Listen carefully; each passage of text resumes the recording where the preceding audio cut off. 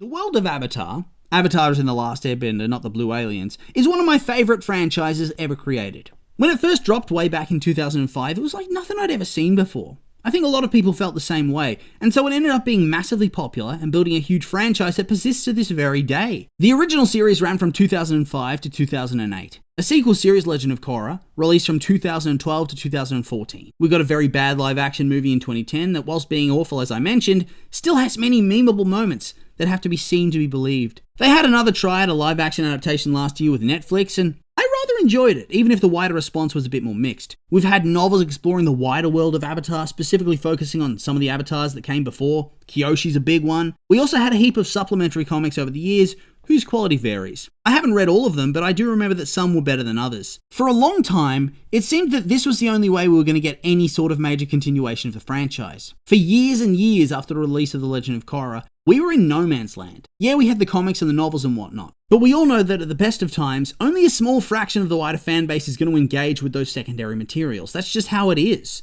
But it didn't seem like we were going to be getting anything else, either more seasons from Aang or Korra, or a fresh Avatar to take place after both of them. By the time they'd announced the founding of Avatar Studios, I had well and truly given up. And so when it was announced they were making a company specifically for Avatar content, and they'd been making a sequel movie to The Last Airbender, I was very hyped. Hell, I think very hyped is an understatement, honestly. I'm very eagerly anticipating its release next year. Hopefully it doesn't end up being delayed or something like that. Despite all of that though, I still had no expectation as to a release for a future Avatar. It just didn't seem to be in the cards. At the time, I did understand, because based on how quickly technology was progressing in the world of Avatar, if everything continued as it was, you'd have an earthbending Avatar that lives in a close comparison to the 80s, 90s, or 2000s, depending on when Korra dies. I mean, Legend of Korra is largely a 1920s vibe, excluding stuff like the mecha suits. And so whilst I personally think the idea of an Avatar having to navigate a heavily globalized, urbanized, and technologically advanced world where spirituality is on a severe back burner would be interesting, I could understand wanting to avoid that issue entirely, because it's not really the same vibe as what has come before. Like I said, that meant I wasn't expecting any sort of continuation in the form of a future Avatar. With thousands of potential unknown avatars to choose from though, I figured it'd be easy to just invent a fresh character for a prequel series if that's what they wanted to do. I was pretty certain that would be the case. Until we got that fateful announcement. To celebrate 20 years of the world of Avatar, 20 years, they were going to be creating another show named Avatar 7 Havens. Now this news actually came out a fair while ago, the 20th of February to be precise, but guess what? I was too busy to talk about it then, so I'm going to talk about it now. I suppose we'd better start off with what we know so far. The official logline is this: Avatar 7 Havens is set in a world shattered by a devastating cataclysm. A young earthbender discovers that she's the new Avatar after Korra, but in this dangerous era, the title marks her as humanity's destroyer, not savior. Hunted by both human and spirit enemies, she and her long-lost twin must uncover their mysterious origins and save the Seven Havens before civilization's last strongholds collapse. Now, I haven't dived into any spoilers or leaks or whatever, if there are any out there to begin with, so this is all we have. It's not a lot to go off, to tell you the truth, but I think it's actually a very interesting premise that could go in any number of ways. So let's start picking apart this story. The world has been shattered by a devastating cataclysm. Humanity's on the brink of collapse and has 7 safe zones. 7 havens where they're safe. Outside of those areas, it's likely a no man's land where outlaws or spirits roam and run rampant. A dangerous place. Technology's probably been set back a ton, and whilst there's likely some stuff surviving, it'll be sporadic and mix and match. In my mind's eye, I sort of have Avatar mixed with Fallout and Mad Max.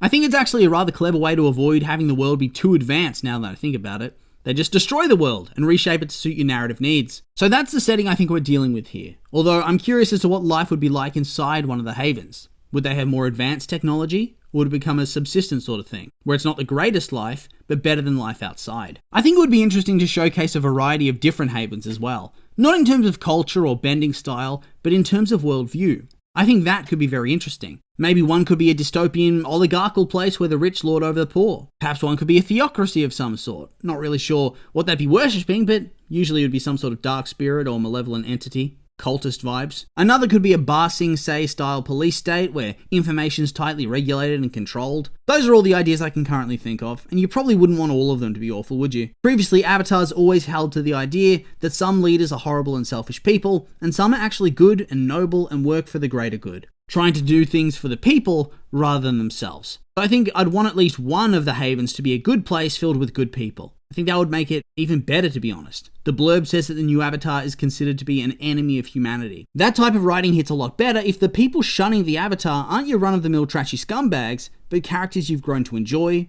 or that you know are good people at heart. That makes it more of a shock, it makes it more sad. It's like in the episode Zuko Alone when he gets kicked out of the Earth Village. Makes it more tragic and feel more real. That's the setting I think I want to see. But what is the cataclysm? What exactly happened? I think for a time that's going to have to remain mysterious, but it's clearly going to be the final battle of Avatar Korra. Maybe we learn what happened via flashback or something. Personally, I think that she's going to be fighting some malevolent spirit when she's old, and the spirit does something that blows up the world and kills Korra, kickstarting the new cycle. Whatever the spirit is, it likely survives whatever calamity occurs, whilst the survivors of humanity start to take refuge in the various different havens they establish. I don't think these havens are going to be particularly stable either. The Earthbender Avatar is described as being young. That could mean a range of things, as both Korra and Aang were young in their series, but there's a gulf of difference between being an 11-year-old and being a late-stage teenager/young adult. This new character could fall into any spot along the age bracket spectrum here. What it does mean, though, is that unless there's been some Aang shenanigans where this Avatar was in stasis, it seems that humanity's going to be on the brink of collapse. The havens are at risk of falling, according to the logline. So it's not like they've lasted very long after this cataclysm and after Korra's death. And in fact, there should be a lot of people that remember what the world was like before. Along the way, her confirmed companion's going to be her long-lost twin brother. Long lost, so separated for some time, perhaps since early childhood or even birth. It's an interesting dynamic to play with one twin having all this power,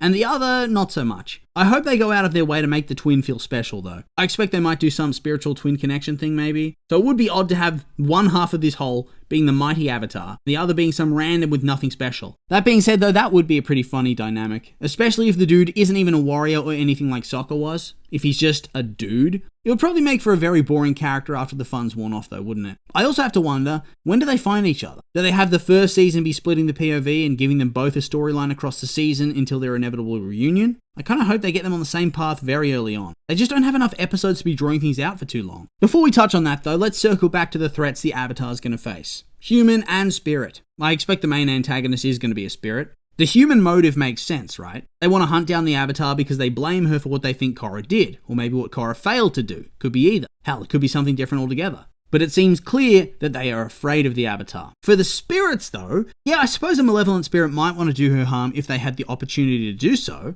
but to straight up hunt her, it means that they're persistent and they have a purpose. There's a good chance that there's a big and powerful spirit who's calling the shots. Hell, maybe even they have the spirit do some propaganda against Korra to turn the humans against her. Either that or the humans are going to independently come to their own conclusion about who they should blame. Both seem like pretty realistic options. So far, I think this is a pretty interesting premise that has a lot of narrative potential, with it also having a good chance to well and truly set itself apart from the other Avatar main series, as I think it's going to be so different in both style and substance. The story feels different, and it's going to have a much darker tone than what we came to expect from both The Last Airbender and The Legend of Korra. I feel that simply has to come with the territory when you're dealing with a post-apocalyptic dystopian world. That being said, the only thing that really worries me about this show that I can think of is that only 26 episodes are being made, divided up into 2 seasons.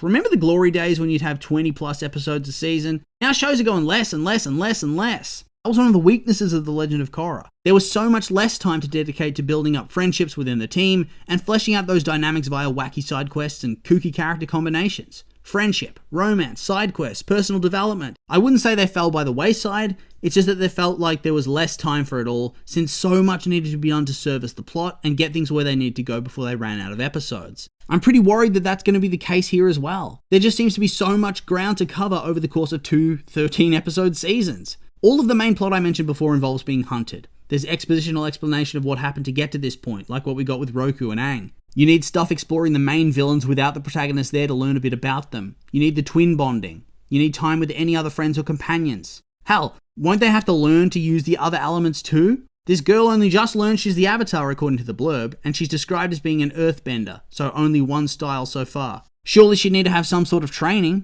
All in 26 episodes? Maybe they'll use time skips, but I find that a little bit lazy. We'll see. Beyond that, though, there really isn't much else to say. The show is likely years away at this point, and so I'm sure we'll be talking about it again at some stage. Maybe we'll learn more at Comic-Con? Anyway, with all that being said, these have just been my opinions, and I'd like to hear yours. What do you think of the idea of Avatar 7 Havens? Are you excited for it? Maybe not. I'm curious for your thoughts, so make sure to like, comment, and subscribe, and let me know.